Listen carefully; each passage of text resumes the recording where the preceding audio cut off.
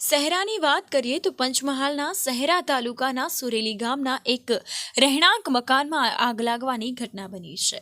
અવારનવાર આગ લાગવાના કિસ્સાઓ સતત વધી રહ્યા છે, ત્યારે શહેરાની વાત કરીએ તો શહેરા તાલુકાના સુરેલી ગામના એક રહેણાંક મકાનમાં અચાનક આગ ભભૂકી ઉઠી।